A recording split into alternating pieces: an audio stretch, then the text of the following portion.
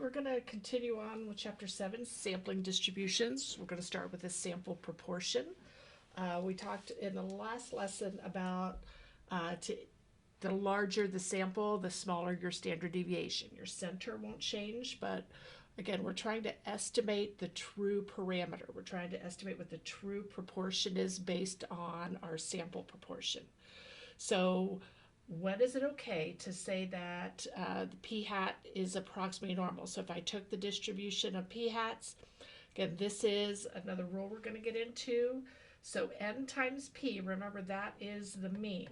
So those are the number of successes that we expect, and then n times the complement of p is the expected failures is greater than 10.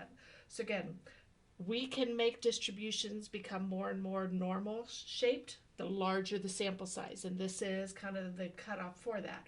So as long as this requirement is met, the shape of the distribution will become approximately normal, even if the population distribution was not. Get a couple formulas on your formula sheet. So the mean of the I don't know why we got a double p hat there. The mean of the sampling distribution of p hat, mu sub p hat, is p. So whatever the claim is, so if the true proportion is p, the mean of our sampling distribution of all of our p hats should be p. And the formula for the standard deviation of p hat is, again, our success times our failure, or complements here, divided by the sample size. That's our variance. Take the square root, and we have our standard deviation.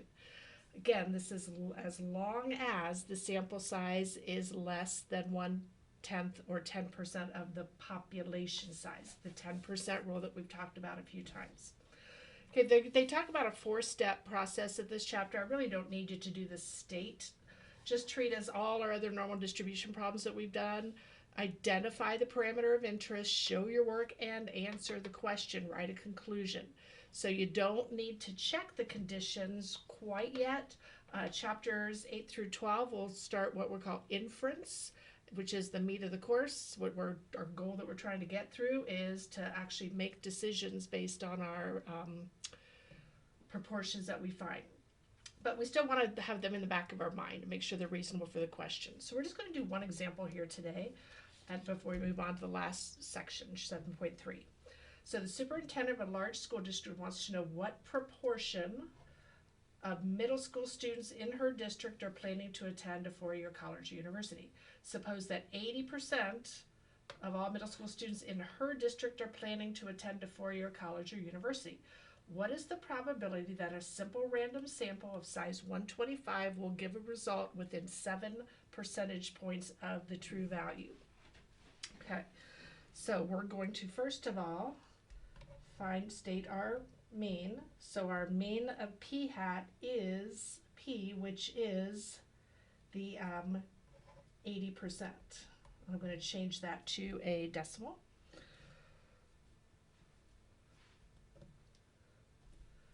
And then we're going to, let's check our condition here. Now it says a large school district. They said that for a reason. So because the school district is large,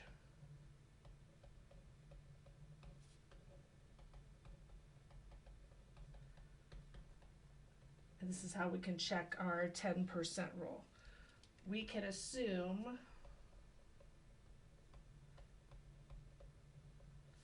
that 125 is less than 10% of all students. In other words, we believe there are more than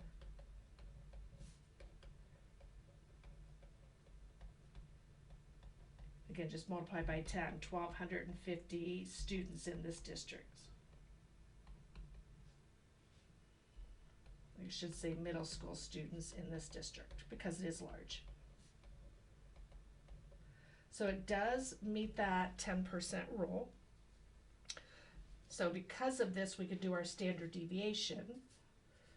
So the standard deviation of p hat is going to be our 0.8, and then the complement, our sample size is 125. We'll take the square root of all that, and that gives us 0.036.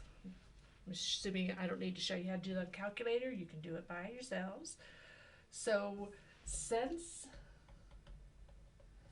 NP, which is 125 times 0.80, which is 100, and n times 1 minus p, which would be 125 times 0.2, which is 25. Both of them are greater than 10. So distribution is approximately normal, which means we can then use our normal CDF. Okay, so we want to find out within 7 percentage points of the true value. Well, the true value claim is 80%. So we want to find out whether p hat is between. So if I go, again, it really doesn't matter if I have the or equal to's. Once we go to a normal distribution, this is continuous. It's not discrete, so I really don't need to worry about the or equal to's.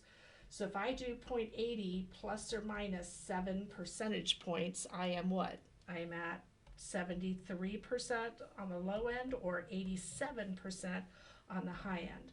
So this is what I'm finding. So again, if I drew a quick sketch, I would have my 0.8 in the middle, and then my standard deviation I've already shown there, but where would 0.73 be? So I'm looking at 0.73 on this end, 0.87 on this end, and this is what I am trying to find the area of. So the probability, and because this is a normal distribution, and because I've identified my parameters, I've identified it's normal, I've stated the mean, I've stated the standard deviation, it's okay for me to use my calculator. So I'm just going to do the normal CDF and put in the lower bound. I'm going to put in the upper bound. I'm going to put in the mean and the standard deviation that we've already calculated. Again, if you want to just be double careful, lower bound, upper bound, mean, standard deviation. And that gives us 0.948. So once we have our percentage, now we want to make sure we write a conclusion, state what this means. So we're going to say about 94.8% of all simple random samples of the same size, in this case size 125, will give us a sample proportion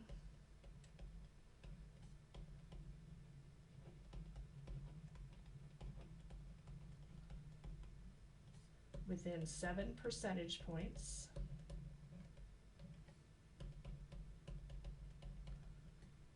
of the true proportion. Now I'm using true here, I could use population, but true's less to write. It's the true proportion of middle schoolers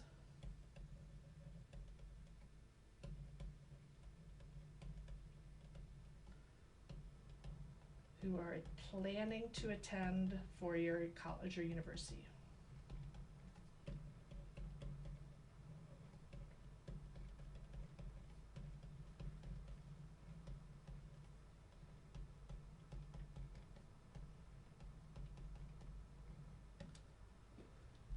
Okay, so that's the important. Now notice all I'm doing down here is I'm writing, you know, just taking my words from up here, middle school students. Now I should say in this district, because this district doesn't represent the population of students in the whole country as far as I know. So I can only make my conclusion go to the students in this particular school district. So again, should be looking familiar of what we've been doing. Finding our mean, finding our standard deviation, using our normal CDF. The only thing now that we're kind of having to think about is why we're allowed to use the normal CDF. So we're checking a couple conditions about sample size. So that leads us into 7.3, which hopefully I'll keep that short and sweet as well.